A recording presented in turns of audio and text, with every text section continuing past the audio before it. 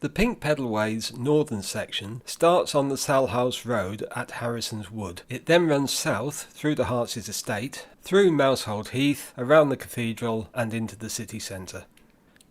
So we start the ride in Harrison's Wood. The Pink Pedalway is planned eventually to go further north along the Salhouse Road, but for now this is where it starts. Salhouse Road is normally a very busy road. This was recorded in July 2021 when traffic was very low due to the COVID pandemic.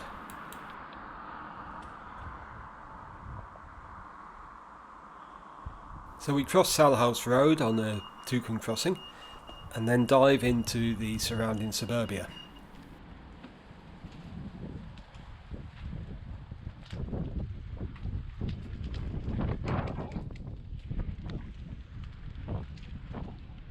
This first section is very 1960s, 1970s suburbia. The important consideration is these are quiet roads, and even away from the pandemic they're quite quiet actually. Yeah, this is quite a good route. You do have to know where you're going in this sort of place though, because one road looks very much like any other. So you have to keep a lookout for the little stickers on the lampposts, and sometimes they're not there. It's a general criticism with the pedalways, actually, that they're not very well signposted. As I say at the start, the Pink Pedalway is intended to go further north along the Salhouse Road, and some sections of it are being built at the moment further out. And there's another video which shows a problem with a nail house that somebody wouldn't sell up, and so the cycle track just stops. You have to push around it and then it starts up again. That's further out, and hopefully that will be resolved soon. There is supposed to be a section bypassing Harrison's Wood as well. We've been promised that for some time now, and so far there's no sign of it. We live in hope.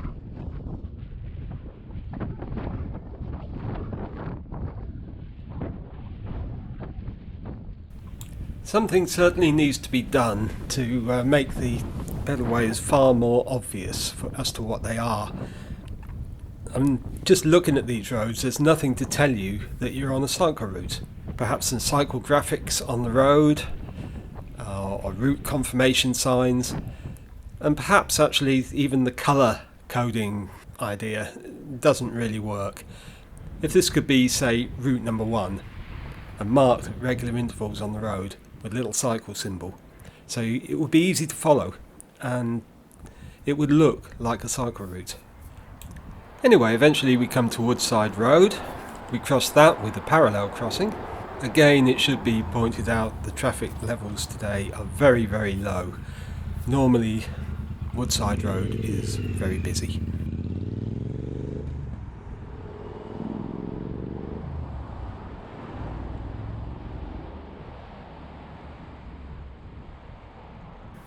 And we head into the Heartsease Estate.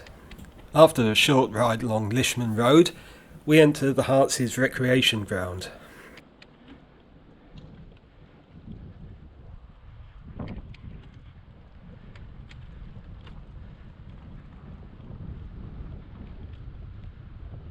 And this is actually a properly segregated cycle track, and it's almost got white lines in the middle.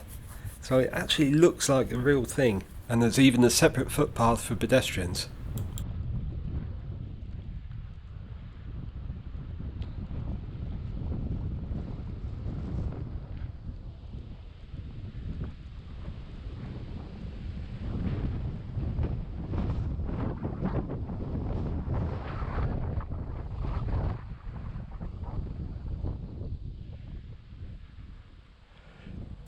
And then eventually we come into the Heartsease Estate proper. Heartsease Estate is another one of these big council estates that was built in the 1950s, early 1960s, and by Norwich City Council. And it's much in the same style as all the other estates. The houses are typical Norwich City Council houses. They're good, solid buildings.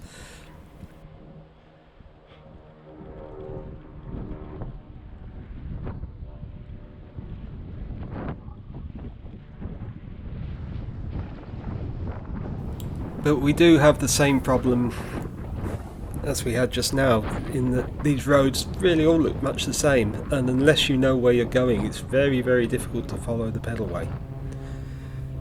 There are some signs, it's not that bad, but the direction finding could be a lot better.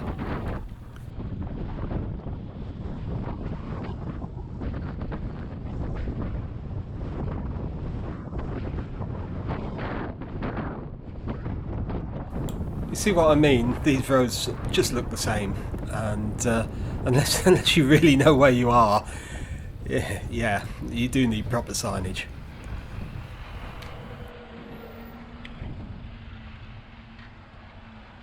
Eventually we end up on Ridden Road.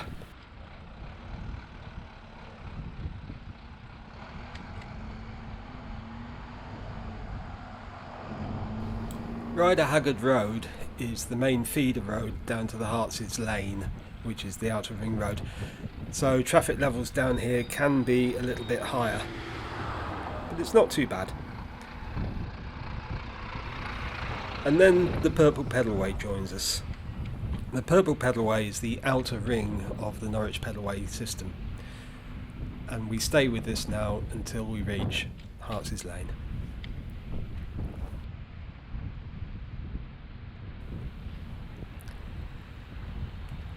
Not much to say about Ridden Road really. It just goes on, and you pedal. A couple of mini roundabouts.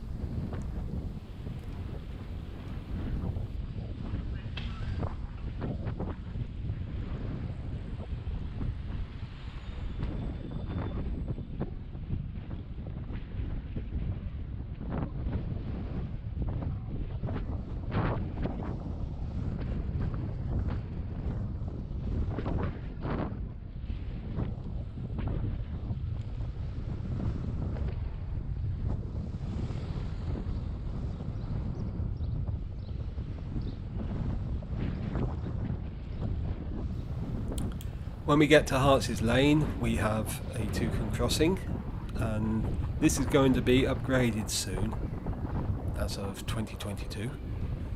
Now there is a little bit of shared use pavement here to get to the crossing, but it's usually blocked by cars parked on it. Every time I've been through here, there has been a car blocking this section.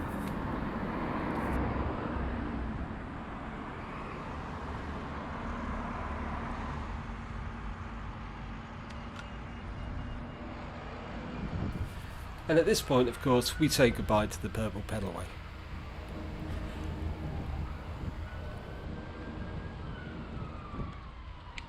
And things change as we enter Mousehold Heath on a truly lovely bit of cycle track. This is just magic. It is shared use though, so you do have to be careful. There are pedestrians. But it also introduces us to something else, and that is the topography of Norwich. It's a bit of a misconception that Norfolk is flat, and that certainly doesn't apply to the city of Norwich. Although the land around is reasonably flat, it's not at sea level, and the river valleys which run through the city of Norwich have cut quite deep valleys into this higher ground, and we're about to descend now from this high ground down to actually just about sea level, so it's quite a drop. Watch out for pedestrians.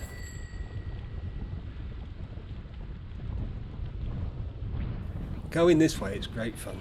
It's a lovely downhill ride for quite a while now, but that's another way of saying that if you're coming from the city heading north, you've got quite a big climb, and there are some reasonably steep bits, but from now on until we get to the city centre it's all off-road. These street lights, apparently, I haven't seen them work, but apparently these street lights have PIR sensors, which means they detect when you're approaching. So they're turned off most of the time, but they just light up as you ride down the road, and that way it minimises light pollution.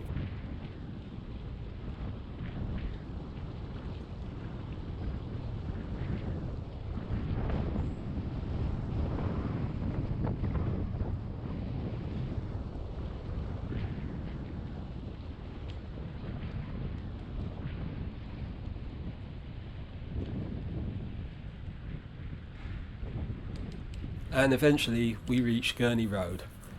Again, Gurney Road is a very busy road, and there's no real crossing here, so you have to take care.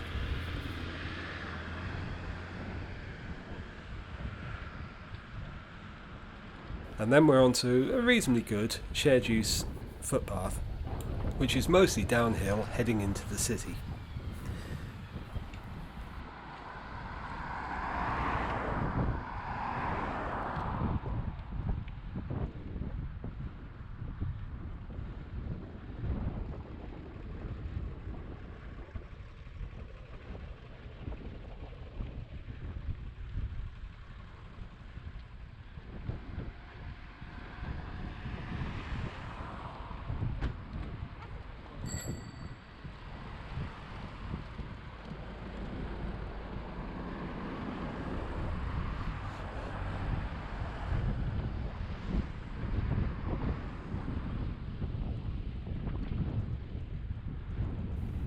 And then we pick up the Orange Pedalway, which is the inner circle. And we stay with the Orange Pedalway for a short distance as we continue our ride down into the city centre.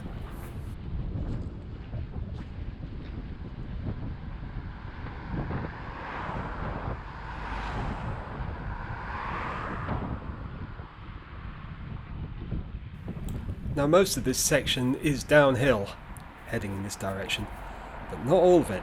This little bit is a bit of an uphill climb, and it actually does come as a bit of a shock after the nice long downhill run we just had, but there's more downhill to come.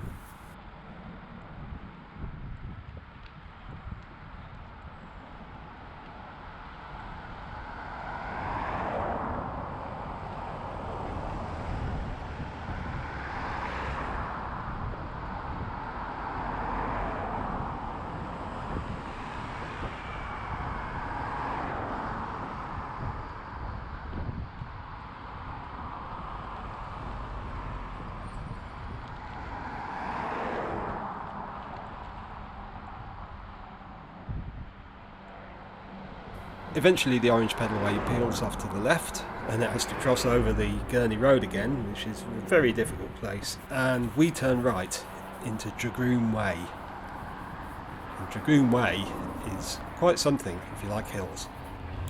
This was another section of cycle track built for the Pink Pedalway, and it does actually take a reasonably nice way up the hill. I mean, there's no way around it, you've got to get up this hill somehow.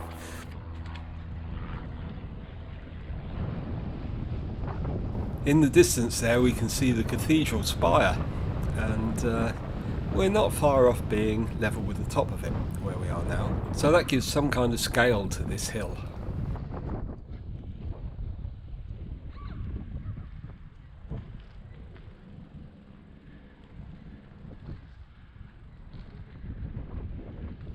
And once down the hill we enter Heathgate, which has much more of an inner city feel to it than the suburbia that we've been riding through so far.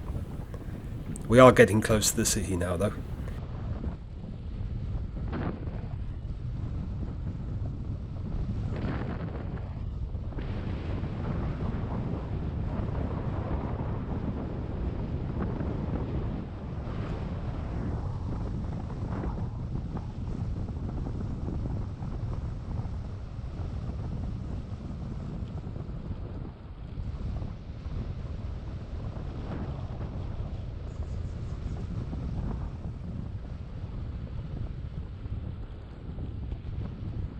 As we head down to Barrack Street.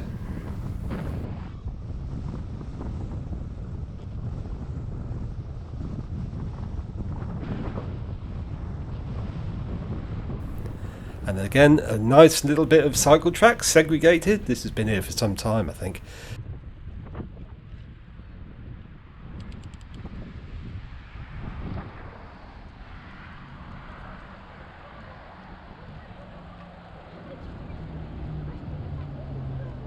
And we cross over Barrack Street by a Toucan Crossing.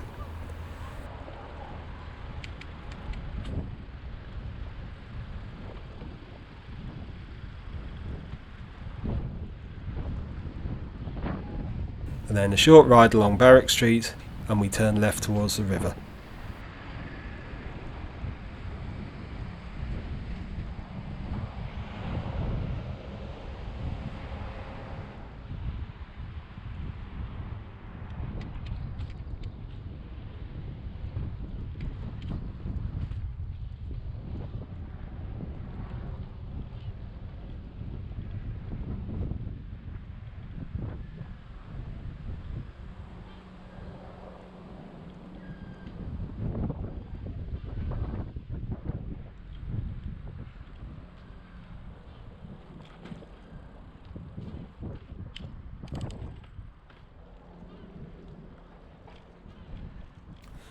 So now we're almost at sea level and we come to the River Wensum and the rather beautiful to look at Gerald's Bridge, although to be honest it's not really ideal as a cycleway. It's too narrow obviously, and the running surface is wooden struts with little gaps between them, and if you've got narrow tyres they sort of catch you a bit like tram lines, so you have to be careful riding over here.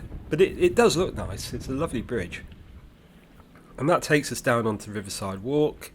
We double back on ourselves and then turn right into the Adam and Eve car park.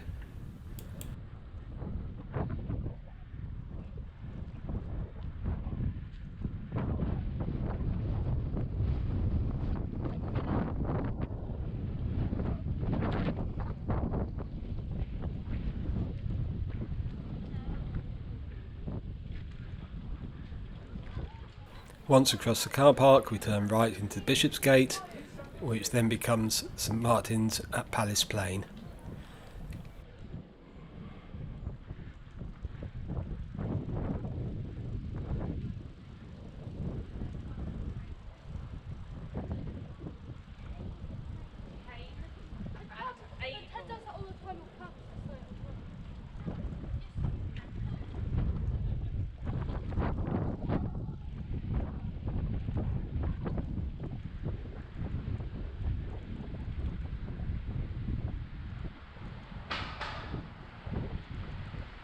And we carry on a little bit further and then turn left into Palace Street. And now we're heading along the edge of the cathedral grounds towards Tombland. When the Pink Pedalway was being proposed, the pavement on the left here was going to be a shared use two-way cycle track, and instead we just get the painted white lines. And in fact the road is so narrow that you can't even put those on both sides. But coming this way, the cycle track blends itself into the Tombland cycle track, and you can sort of get an idea of what they had in mind when they built this. The Tombland cycle track, an awful lot has been said about this. It's not really a lot of use for most of the cyclists along here who actually want to go up to Magdalen Street. It's no use at all for cyclists heading the other way, who are on the other side of the road and can't even get to it. But worse than that, when we get to the end of the cycle track, we have to cross Tombland. And now, as I say, this was recorded at a time of very low traffic. Normally Tombland is an extremely busy road. And then there used to be a proper cycle crossing here with traffic lights. That was removed in the recent update of the Tombland area. The reason given was to improve the flow of traffic, so tough luck to cyclists, you just have to get across the road as best you can. It's not easy. This is not an acceptable situation for a crossing like this. And it's worth pointing out that it's not just the Pink Pedalway. The Red Pedalway, or National Cycle Route 1, joins here, as does the Green Pedalway. So as we enter into Princess Street, we're now following the course of 3 of the pedalway routes. Princess Street has an absolutely appalling road surface. It's not just that it's cobbles, I mean the cobbles look quite nice. This road surface was laid well over 100 years ago and it has never really been properly maintained since. It's been dug up, filled in, and you can really tell it's just a terrible, terrible surface. It really needs improving.